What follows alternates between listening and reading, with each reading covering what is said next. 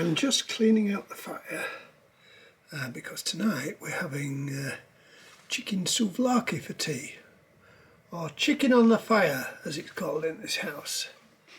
Now, souvlaki is Greek for short skewer. In Britain, skewers used to be made out of dogwood, the dog being the skewer. So we ought to call it dog chicken or something British. But anyway, we're calling it souvlaki at the moment. Instead of using dogwood skewers, I have these square skewers that came with some long rusted away barbecue. And what I've done, I've raised the back of the ash pan to sit them on so that they hover 3 inches or so above the fire. I've made this little hook-on device which has some little oblong slots cut in it.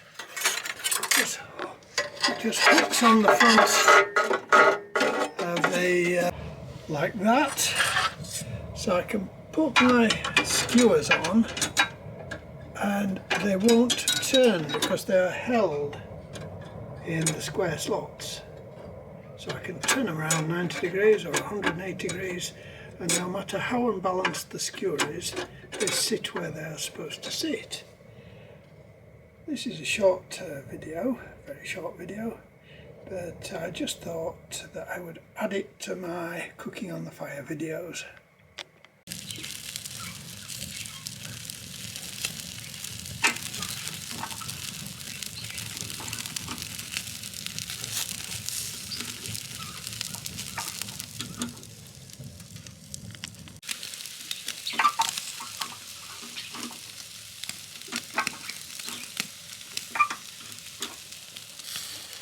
And I like to do the cooking on one side of the fire so that you can be preparing more charcoal at the other side of the fire in case you lose your heat.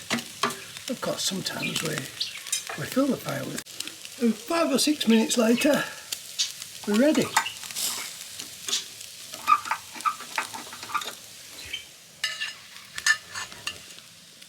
And it doesn't get much better than that.